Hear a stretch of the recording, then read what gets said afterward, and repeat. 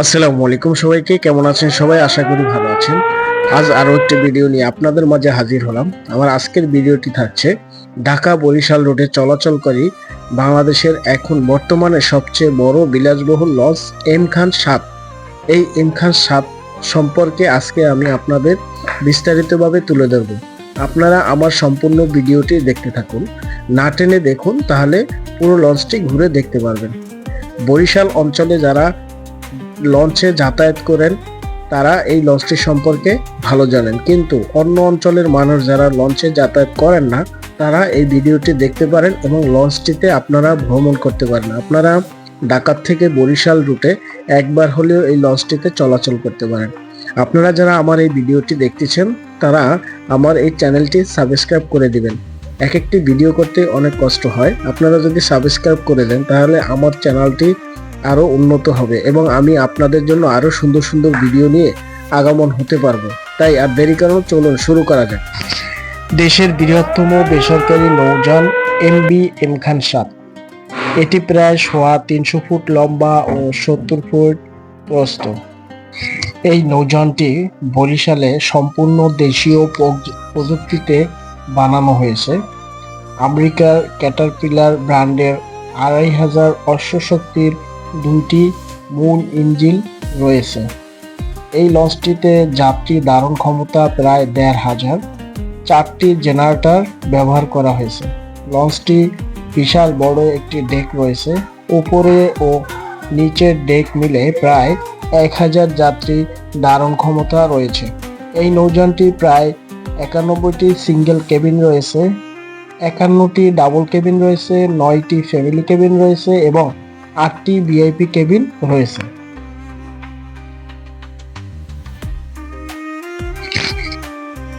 এই লঞ্চে বেশ কিছু অগ্নি নির্বাপন যন্ত্র রয়েছে নিরাপত্তার জন্য বয়ার ব্যবস্থা। এই লঞ্চের কর্তৃপক্ষ নিরাপত্তার জন্য এই জরুরি ব্যবস্থাগুলো রেখেছে, যা সাধারণত অনেক লঞ্চে দেখা যায় না। সব মিলে প্রাথমিকভাবে নিরাপত্তার জন্য একটি ভালো ব্যবস্থা করার চেষ্টা করেছে। এটি হচ্ছে লঞ্চের 3 তলার যে মাস্টার রুম রয়েছে সেই মাস্টার রুমের সামনের জায়গা, আর এটি হচ্ছে মাস্টারের রুম বা সুকানি বা মাস্টার সাহেব এখান থেকে পুরো লঞ্চটি কন্ট্রোল করে থাকেন। এটি হচ্ছে এম খান 7 লঞ্চের একটি ক্যান্টিন। এই ক্যান্টিনটি এই লঞ্চের 2য় তলার সামনের দিকে অবস্থিত। এই ক্যান্টিনটি অনেক সুন্দর করে তৈরি করা হয়েছে। এই ক্যান্টিনটি অনেক বড়, ভিতরে বেশ কয়েকটি সোফা ও ডাইনিং টেবিল রয়েছে। এখানে চা, কফি, ফাস্টফুড, স্ন্যাক্স ও বাচ্চাদের খাবার পাওয়া যায়। আপনারা যারা ফ্যামিলি নিয়ে যাবেন বা বন্ধু বান্ধব নিয়ে যাবেন তারা এই ক্যান্টিনে বসে চা, কফি, ফাস্টফুড জাতীয় খাবার খেতে পারবেন। লঞ্চের মধ্যে বসে এইভাবে খেতে পারার মজাটাই আলাদা। বিশেষ করে বাচ্চারা এখানে বসে খেতে খুব আনন্দ পায়। লঞ্চে সুন্দর একটি রেস্তোরাঁর ব্যবস্থা রয়েছে। ঢাকা বরিশাল রুটের সব লঞ্চে একটি করে রেস্তোরাঁ রয়েছে। এম খান 7 লঞ্চের রেস্তোরাঁটি অনেক সুন্দর ডিজাইন করে বানানো হয়েছে। এখানে বসে আপনি খাবার খেতে পারবেন। আপনারা যারা খাবার নিয়ে যান না তারা এই রেস্তোরাঁয় বসে খাবার খেতে পারবেন। আমি একটি বিষয় শেয়ার করি, ঢাকা বরিশাল রুটের এই লঞ্চের রেস্তোরাঁগুলোতে যে রান্না বান্না করা হয় তা খুবই সুস্বাদু ও মজার হয়ে থাকে। রান্নার গুণগত মান খুবই ভালো এবং খাবার খেতে খুব মজা লাগে। আসলে রান্নার স্বাদটাই আলাদা। যারা কেবিনে যাবেন তারা এই রেস্তোরাঁর খাবার খেতে পারেন। কেবিনে বসে অর্ডার করলে খাবার আপনাকে কেবিনেই সার্ভিস করে দিয়ে যাওয়া হবে। এম খান 7 লঞ্চটি বরিশাল থেকে ঢাকা এবং ঢাকা থেকে বরিশাল রুটে চলাচল করে।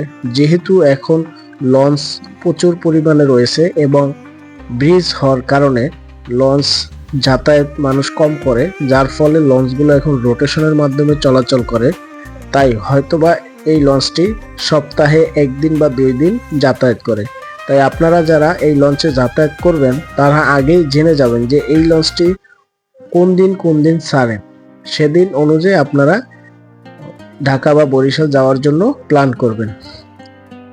আমার কাছে যে বিষয়টি খুব ভালো লাগছে, আমি অনেক লঞ্চ, বিশেষ করে এই অঞ্চলে যত বড় বড় লঞ্চ রয়েছে, সুরভি 9, অ্যাডভেঞ্চার 1, মানাবী, সুন্দরবন 12, 16, পারাবত কোম্পানির যত লঞ্চ রয়েছে, দেখা যায় বড় কোয়ালিটির যে লঞ্চগুলো রয়েছে সেই লঞ্চগুলোর অধিকাংশ লঞ্চই আমি চলাচল করেছি, কিন্তু বর্তমান সময়ে এই লঞ্চটি সবচেয়ে আধুনিক এবং সবচেয়ে সুন্দর ডিজাইন করে তৈরি। প্রত্যেকটি ফ্লোর অনেক স্পেসফুল, বড়।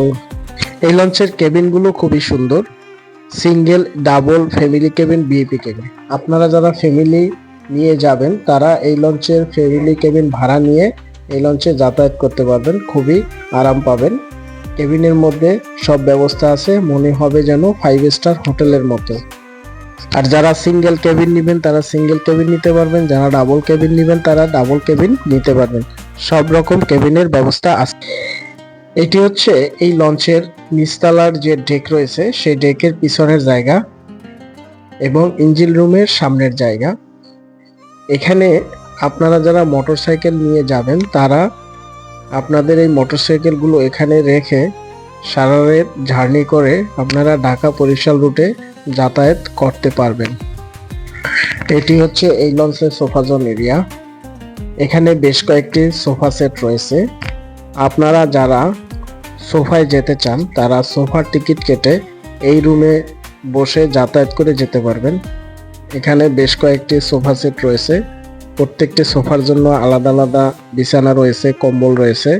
যেহেতু এই রুমটি অনেক ঠান্ডা থাকে এসি থাকার কারণে, তাই এখানে প্রত্যেক সোফার জন্য আলাদা আলাদা কম্বলের ব্যবস্থা আছে, আপনি কম্বল গায়ে দিয়ে যাতায়াত করতে পারবেন।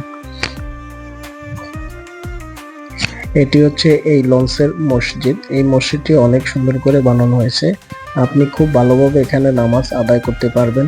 অজু করার জন্য রয়েছে অজুখানার ব্যবস্থা, এখানে বসে আপনি ভালোভাবে অজু করে মসজিদে ঢুকে নামাজ আদায় করতে পারবেন।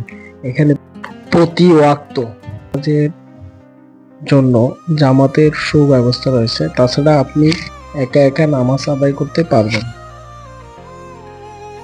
এটা হচ্ছে লঞ্চের ছাদ। লঞ্চের সবচেয়ে মজার একটি বিষয় হচ্ছে ছাদ। এই ছাদে সকল মানুষ উপরে উঠে খোলা উন্মুক্ত জায়গায় হাঁটাহাঁটি করে, ঘোরাফেরা করে এবং অনেকে ছবি তোলে। জায়গাটি খুবই সুন্দর, আরামদায়ক। এই লঞ্চটিতে ঘুরে ঘুরে দেখানোর মতো আরো অনেক কিছু রয়েছে। আপনারা যারা এই লঞ্চে যাতায়াত করতে চান বা করবেন তারা এই লঞ্চে যাতায়াত করলে অবশ্যই সবকিছু ঘুরে ঘুরে দেখবেন, আপনার কাছে খুবই ভালো লাগবে। এই লঞ্চের যে ডেকোরেশনগুলো অনেক সুন্দর এবং আধুনিক এবং খুব চমৎকার করে করা হয়েছে। দেখুন ডেকোরেশনগুলো আসলে আপনার দেখলে আপনার মন কেড়ে যাবে, মন জুড়িয়ে যাবে, এত সুন্দর ডেকোরেশন। আমার কাছে খুবই ভালো লেগেছে। আজ এ পর্যন্তই, দেখা হবে আগামী কোনো ভিডিওতে। আপনাদের সুস্থতা কামনা করে বিদায় নিচ্ছি। আল্লাহ হাফেজ, ভালো থাকবেন।